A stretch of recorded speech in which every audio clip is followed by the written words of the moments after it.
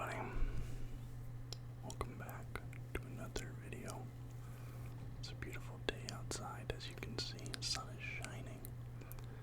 I just have the window cracked ever so slightly, and this is the amount of sunlight I'm getting in right now.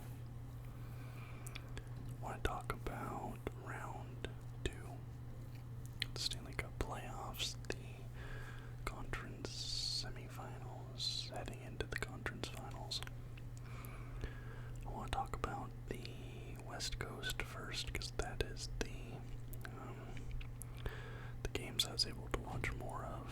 I mean, the time zone difference is really starting to catch up to me at this point. By the time I'd wake up, like, the Eastern Conference games would pretty much be over.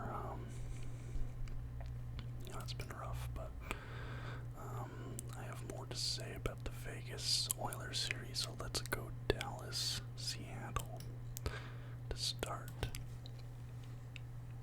This is obviously Seattle's first time making the postseason, second year in the league. They put up a great fight. They won that first game in OT in Dallas. Pretty sure that first one was in Dallas, right? But that was that Joe Pavelski game. Joe Pavelski got 4 goals all by himself in game 1, which was kind of crazy because he was like only the 6th player of all time to get 4 goals in one playoff game, I think. And then that same day, Leon Draisaitl for the Oilers also got 4 goals in one game in a loss. So two players in the same conference, in the same round, in the same game, game 1, both got 4 goals and lost.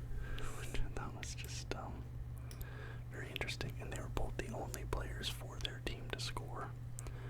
The only goal scorer for the Stars, game 1, Pavelski, only goal scorer for the Oilers, game 1, Leon Draisaitl. But anyways, that first game goes to OT, and Yanni Gourde, who I thought was very noticeable for the Kraken, even though his scoring, he didn't score a ton, but I felt like I was hearing his name a ton. He was all over the ice. I feel like he had a lot of really high danger chances this entire series. So Seattle win the first one. Dallas comes back and takes 2. Game 3, Seattle blows them out 7-2. Game 4, Dallas. Then Dallas again in 5. Go up 3-2. Game 6, Seattle comes out swinging. They come out swinging. I think they scored, Gourde early, then Eberle to end the first, go up 2-1. And then, Eberle gets his 6th in game 6, go up 6-3. And then you're back in Dallas for game 7. And this was an interesting game. It just felt like maybe the Kraken gave it all they had just to force that game 7, because they came out and they did not look like the Kraken. Now I know that, Dallas plays a very physical lockdown game. It was for that reason that I was actually hoping Seattle would have won this series. I feel like Dallas has Vegas's number. They play a brand of hockey that's almost a direct counter to what Vegas plays. Vegas has really struggled against Dallas. I think we were 0-4 against them this series, the regular season, and I think we were 3-1 against Seattle.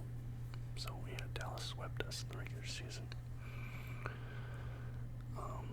Plus, they have Pete DeBoer, the old Vegas coach.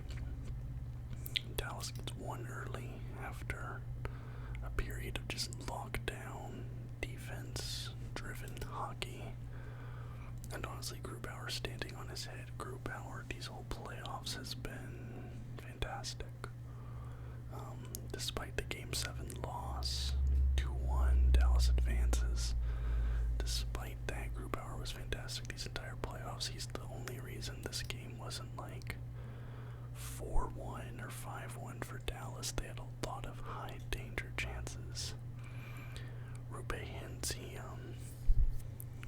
gets the scoring started. Breaks the tie with like 5 minutes left in the second.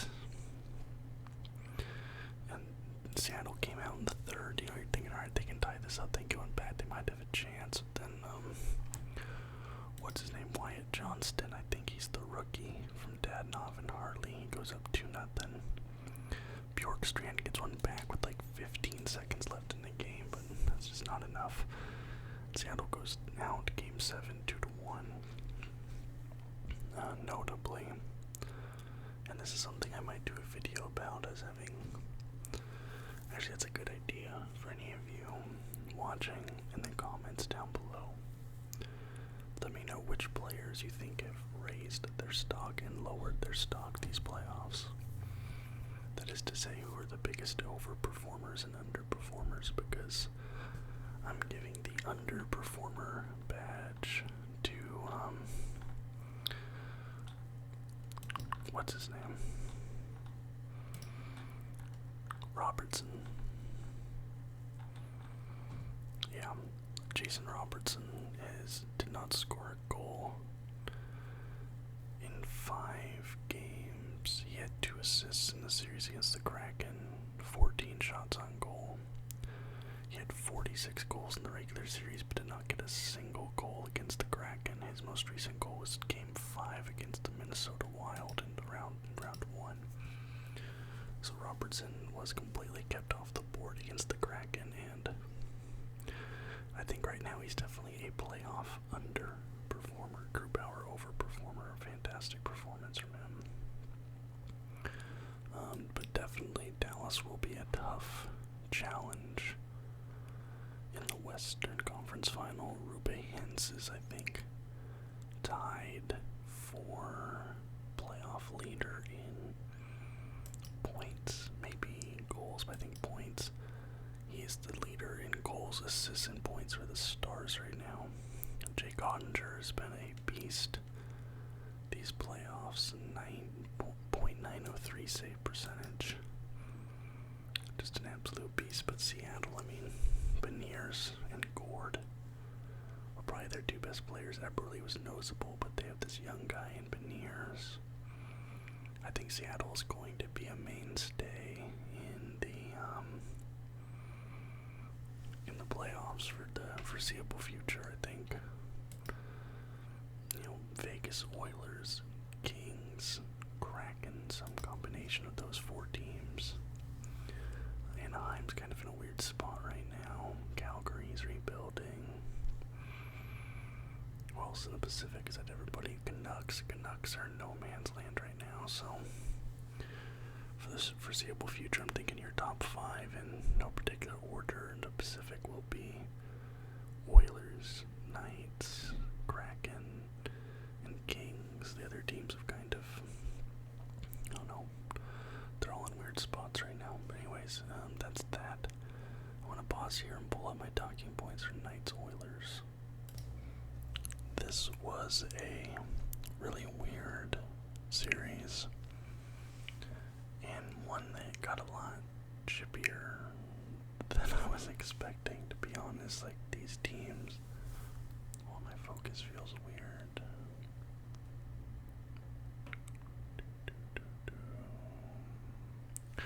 These teams don't really have a lot of like history with each other. The series got really chippy, especially in game 2.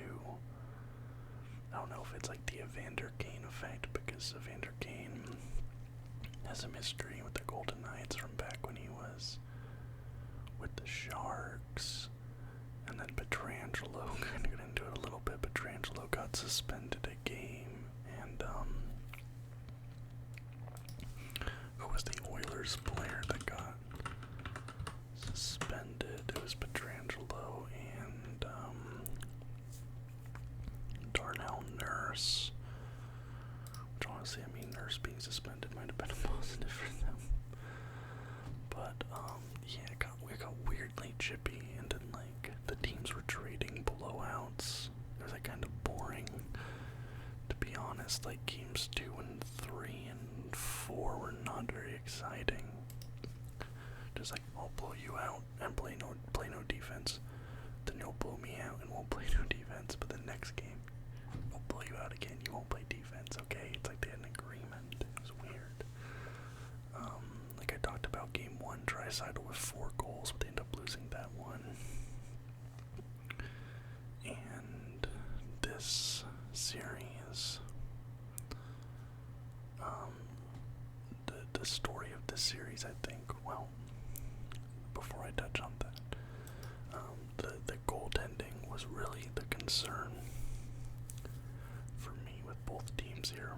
Neither team had like an elite goaltender going into this series. Vegas, we're on our 4th string goalie now, Aiden Hill.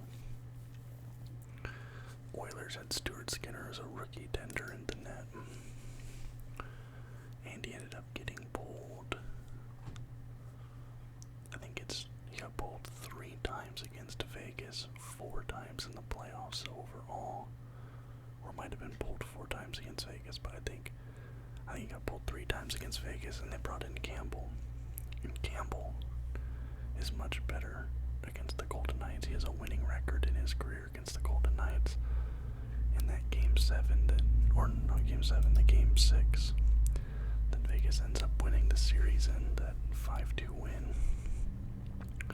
They took Skinner out at, I believe, the end of the 2nd. They brought Campbell in for the 3rd after Jonathan Marchessault got a hat trick, and Campbell shut out the Golden Knights for an entire period. He was just much better. I'm honestly kind of surprised that they didn't start him more games. He played really well against Vegas. For me, the issue here with Edmonton was their defense, their goalie. Those are obvious ones. Darnell Nurse, overpaid. The defense in general for the Oilers is not great. And then the 5v5 scoring wasn't there. And I kind of talked about this elsewhere on social media, not in a video, but it feels like in this series their biggest strength became their biggest weakness, because they had like a historically good power play, buzzing it over 50%.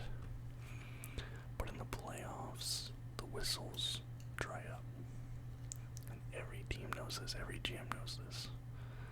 You do not get the calls you got in the regular season in the playoffs. The Toronto Maple Leafs can tell you all about that. And so it felt like they relied so much on their power play scoring that it made the 5v5 suffer.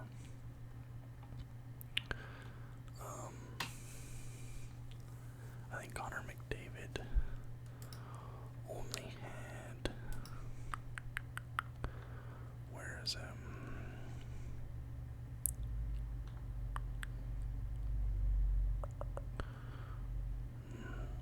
McDavid had only 2 even strength assists and 1 even strength goal in the series. So through 6 games, McDavid had 3 points at even strength. And he was actually asked about it during an intermission interview. And he said, like, oh, they're not worried about it, whatever, but the lack of 5v5 scoring is a concern. And Draisaitl scoring, he went off on that tear in game 1. I think game 2, he even had a really good game. Yeah, he had 2 goals in game 2. He had 2 goals, and yeah, in game 2. And maybe even game 4. No. But after those, after game 1 and 2, Draisaitl scoring kind of dried up a little bit. Now that 3rd line that the Oilers have built, that's a really good 3rd line. That's a great 3rd line. And for a team who historically depth has been an issue for, I think they need to keep that 3rd line together. They were always dangerous, it felt like. But like once the 5v5 scoring went away and there was a reliance on the power play to score, of exposed the weakness, and that really started Game 3. I mean, they won Game 4, but Game 3 it kind of started to show a little bit, because Game 4 was all depth scoring for Edmonton. Bukestad, Bouchard, Ekholm, Nugent Hopkins, right? Those aren't your top line guys. And then Game 5 and 6. Game 5 was your first close game of the series. That's a 4-3 win for Vegas. That was your first close game. And there you get Connor McDavid with his goal. I think that was his one even strength goal. Never mind, that was a power play goal, yeah. Their second goal that game's a power play goal. Their third game that game's a power play goal. So the only goals scored in Game 5 for the Oilers were power play goals. And Vegas had 2 even strength goals from Haig and Eichel. They can hang on at the end there, pretty close. But I think that, for me, that is the story of the series, is 5v5. The goalies, obviously, we're going to talk about that. Aiden Hill stood on his head, but, you know, Aiden Hill, who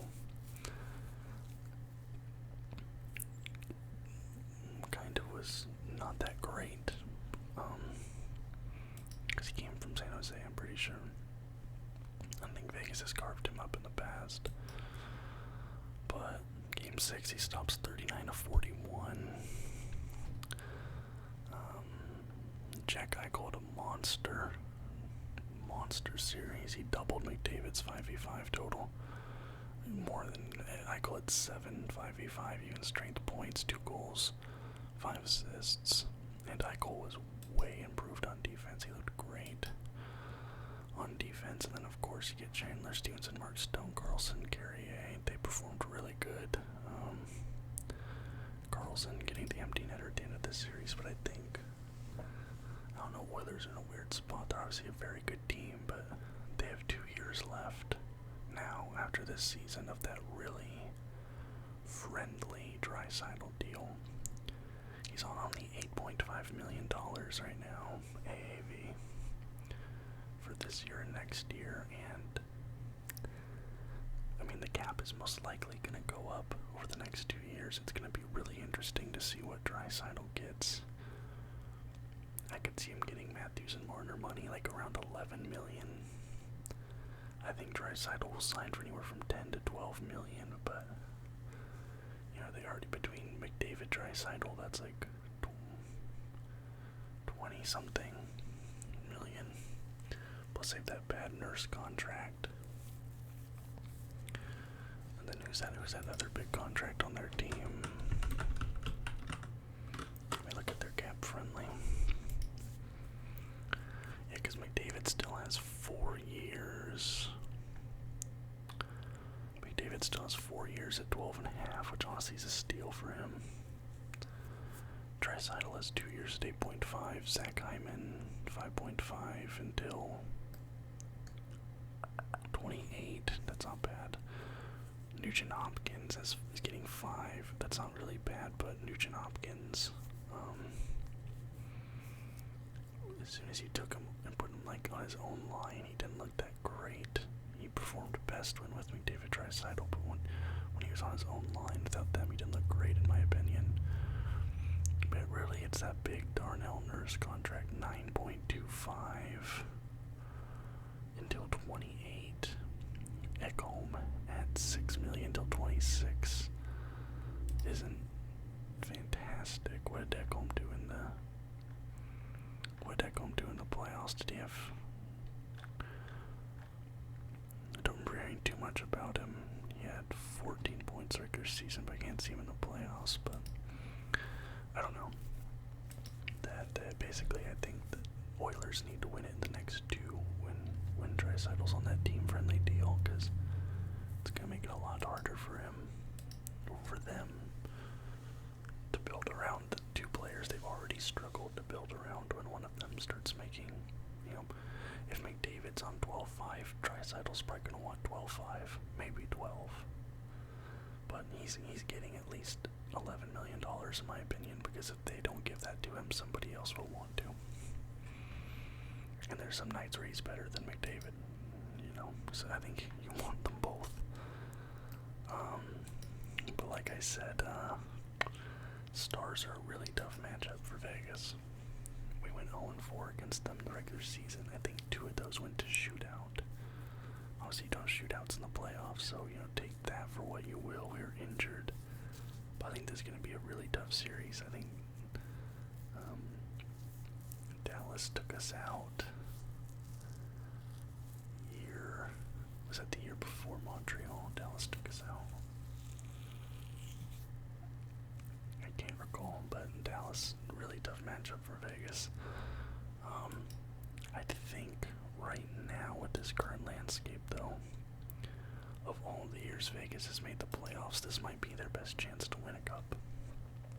I think it might be.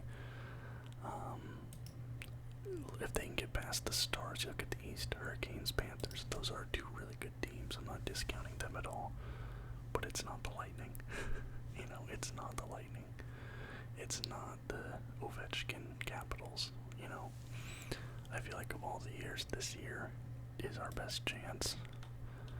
Might be a homer pick, but I'm gonna take Vegas in 7 against the Dallas Stars. Now let me pull up my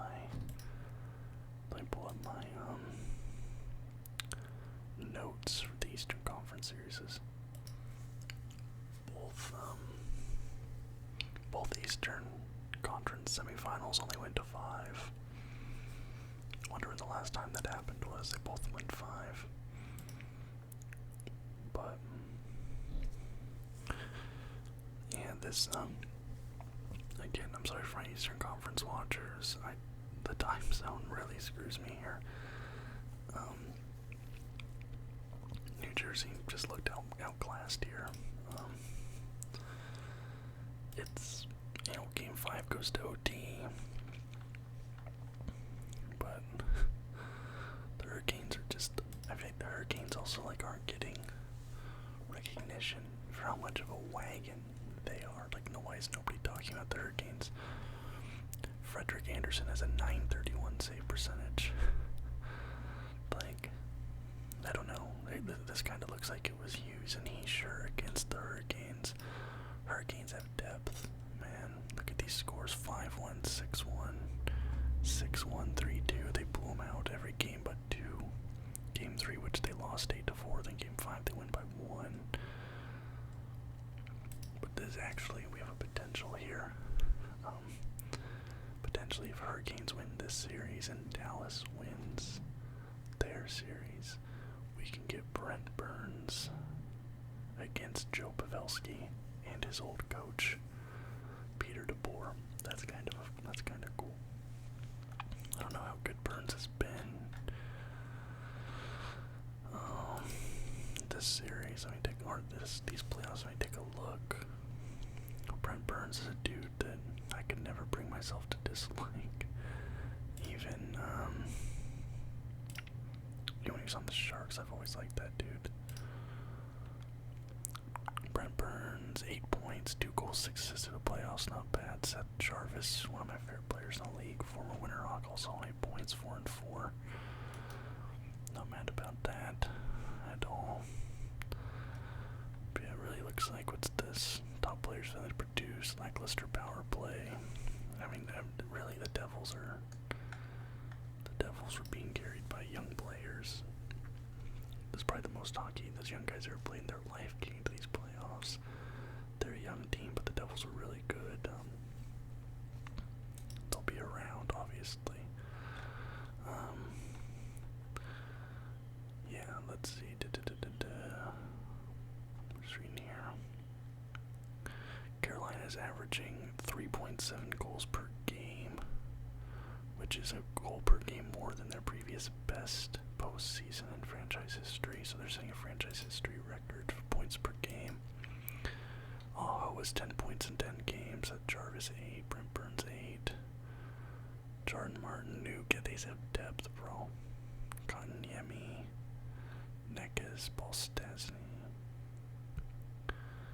Yeah. Oh, I didn't realize they had Stasny on the Hurricanes. Bro, bro. The Hurricanes have. Why isn't we talking about the Hurricanes, bro? They do have depth. Let me bring them up here. Yeah, that's. Like, I hate that I don't have more to say about this. I just hate to waffle about things I don't really know I'm sure I'm talking about. But yeah, Hurricanes. That's gonna be a tough out. But on the other side, you have the Maple Leafs, and I was dead wrong about that one. I predicted the Hurricanes, but I was dead wrong. I thought that once the Leafs got the monkey off their back, they finally got the first round. I thought it was going to be off to the races. I thought it would activate Matthews. I thought it would activate Marner. They're like, alright, we did it. We know we can do it. We know what this feels like now. Let's get to work. They got completely shut down by the Panthers, bro. Completely shut down. Like, and Matthews was non-existent this series. I mean, they forced a game 5 and 4. They were a game away from being swept. That OT thought they might be getting somewhere. I mean, I think the only real good news out of this series for Toronto is Joseph Wall showing that he could be your goalie of the future. 915 save percentage. Even in games they're getting hammered, he was facing a lot of shots. There were games where Florida was just teeing off on the Leafs. Just shot. And it feels like with this Leafs team, they can't handle the physicality. Panthers are a physical team. They know how the playoff games are played. You can be a little grittier in the playoffs. You can get away with a bit more. And the Leafs continue to not be able to handle that style of play being played against them. And Matthews completely disappeared this round. I don't think. I'm going to check the stats here. Yeah, Bennett was a monster these playoffs. Verhaeghe has been a monster all playoffs long. Like, Florida kind of reminds me of Carolina, that they just got depth. O'Reilly stepped up, Kerfoot stepped up, but I mean, other than that, for the Leafs, like, yeah, I'm not seeing Matthews here. Reinhardt wins that OT. Game 4, I think it was Marner that scored. Yep, Nylander, Marner. Game 5, which goes to OT. Ekblad-Ricky, yep. Matthews did not get a single goal these playoffs. I don't even know if he got a point these playoffs. That's not gonna cut it. I mean, that's your $11 million man. And he got completely shut down for an entire series. Like, the Maple Leafs just time and time again do not respond well to physical challenge. If it gets into a shootout, if it's both teams playing a wide open game, taking shots, they'll hang with you, they'll score with you.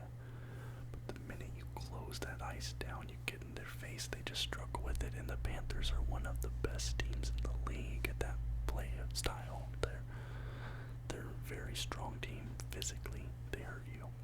I'm not saying like they hurt you on purpose, but like physically they'll hit you, they'll check you, you'll feel it the next day. If you played the Panthers in Toronto, just couldn't deal with it. Yeah, the Leafs go out in round 2. I think there needs to be big changes, but the problem is, like, what do you do? Like, what do you do? John Tavares has a no movement clause. Matthews, I think, has a year left. I think his movement clause, no movement, kicks in July. Marner's, I think, has a no movement that kicks in July. Riley's probably one of the only guys there that should be staying. Riley was probably their best player. Nylander is probably their best forward this series, especially. Like, Nylander has consistently shown that he's a playoff performer. Whereas the other guys, Matthews and Marner, they disappear in the playoffs. Tavares is old. Like, Tavares was good round 1. He wasn't really a problem this series, but I mean, on the money he's on. I don't know. There's a lot of questions for the Leafs. They're in a really weird spot. I think that team looks different next season, but I don't know how. I think if you get wind that Matthews doesn't want to resign, you trade him. But I don't see how the Leafs win any trade they make. I just don't see how they win that trade. You're gonna get pennies on the dollar back.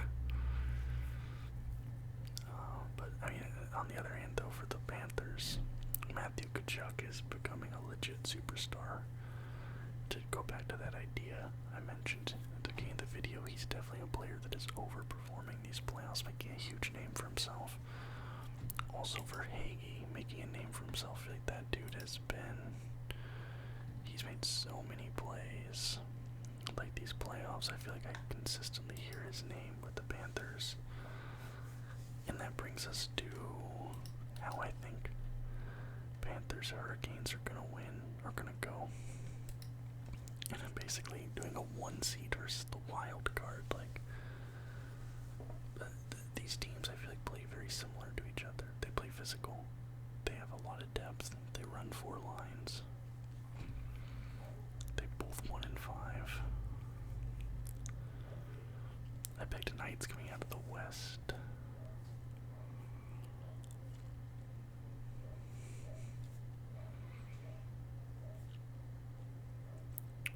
Bobrovsky has been a big story for the Panthers. Bobrovsky is playing out of his mind, but he is old. Do I feel like Bobrovsky is going to maintain his level of play? I feel like people have been kind of expecting Bobrovsky to fall apart at some point. 918 save percentage through the playoffs. Does he fall apart at some point? How old is Bobrovsky? 34. Do I think Bobrovsky can maintain it? That's what it comes down to, in my opinion. Give me the Hurricanes. Vegas versus Carolina in the final. That's my prediction. But again, you guys tell me who you think the biggest over and underperformers in these playoffs are. Guys who've made a name for themselves, guys who've kind of called themselves into question. Underperformer, Austin Matthews. Underperformer, Jason Robertson. Overperformer, Aiden Hill. Those are my early picks. But I want to make a video about this topic so you guys tell me, and I'll talk about what you guys said. Give me a reason if you want to, and I'll read out your guys' comments, see whether I agree or disagree, and then I'll offer some of my own as well. So, if you liked the video, please leave a thumbs up and subscribe to the channel for more content just like this almost every single day. Until next time, guys. Bye-bye.